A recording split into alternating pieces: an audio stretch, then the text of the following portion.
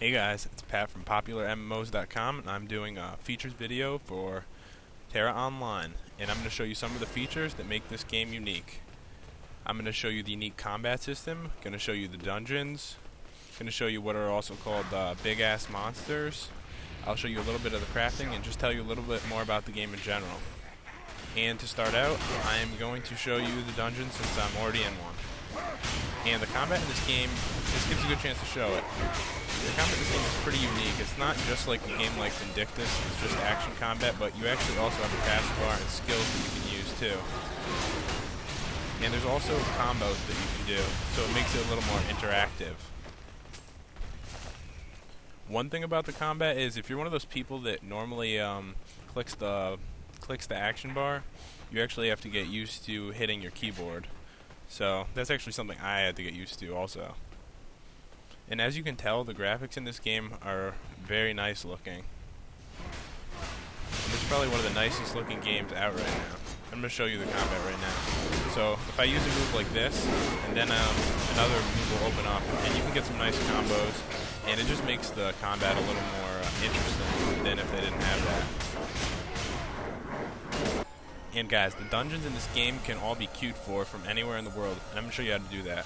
To access your menus, you have to hit Alt, and right here on this side of the screen, this is this you have to click on, and that will open up the random dungeon interface, and you'll be able to just queue for it there. It will give you an estimated time for it to take, and generally it doesn't take too long, but obviously for DPS it's going to take a little bit longer for your queue to go.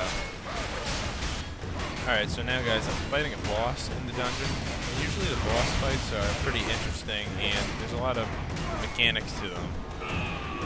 And I think that's what makes the combat really fun in this game, is to have action combat and to have some pretty interesting mechanics when it comes to the boss fights. And all the bosses are pretty cool, to be honest. And they all have some interesting things that they do. So it really does make the dungeon in this game a lot of fun. The next thing I want to show you guys in the game is the Brokerage, and that's pretty much the auction house in this game. And the cool thing about it is it could actually be accessed in pretty much any town in the game. And it's pretty easy to use. Pretty much you could type it in here, what you want, what you're looking for. You could go to the categories here.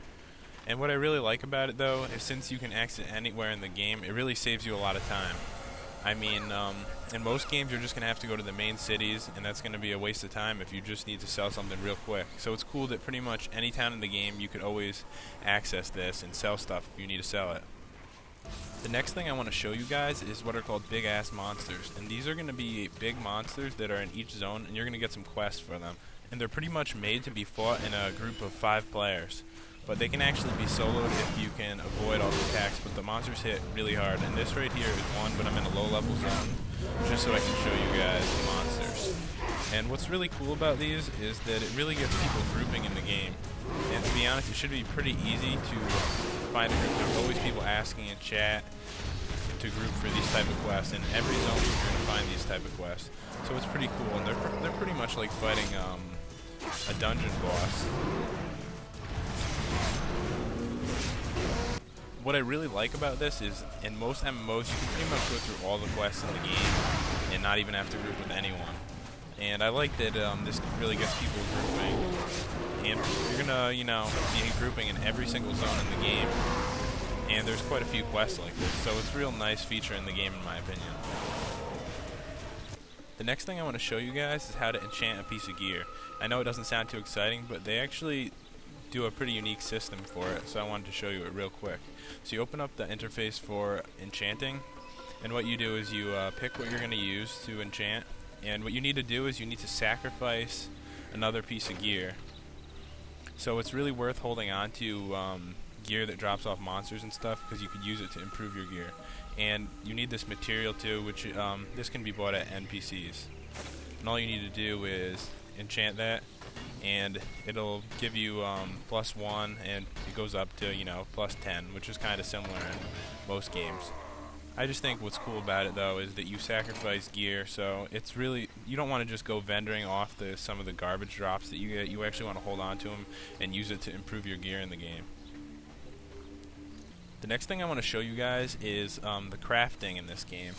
And the materials you get for crafting, you're going to find on the ground in the game. So you're going to be through gathering skills. There's or you can gather herbs and essences. So you're going to want to make sure that you pick these up when you're traveling through the game. And it's really important to not just skip them, because it's important to level up your skills. Okay guys, so right now I'm going to show you a little bit about the crafting in this game. And the crafting might remind you a little bit of Ion. Let me show you the different skills you can have. And you get all the skills in this game. So the crafts are weapon smithing, focus crafting, armor smithing, leatherworking, tailoring, and alchemy. And they are pretty easy to do. Pretty much you are going to, get recipes in the world, but you're also going to buy designs from the NPCs here, and you're going to get some crafting materials from them too. But it's really important, I'm going to say this again, that you work on your gathering skills, because you're just going to be questing anyway, so you might as well just pick up that stuff. But let me show you really quickly how easy it is to do these crafts. So if you have the materials, you really don't have to do anything. So you just click create, and it creates it. So there isn't really anything special to it. It's just pretty easy to set up. There is one thing I wanted to mention to you guys, and that's that there's actually no PvP at all on the PvE servers right now. I don't know if they're going to add Battlegrounds soon or something like that, but there is Battlegrounds on the PvP servers, and if I knew that there was nothing on the PvE servers, I would have started a character on the PvP servers, so I could have at least showed you that. So guys, if you really like PvP, you're definitely going to not want to join a PvE server in this game, because there's absolutely nothing at all that you can do for player versus player except for duel other players at this point. So anyways guys, I hope you enjoyed my video on the unique features of Tera. So subscribe to my channel and check out popularmmos.com. See you guys.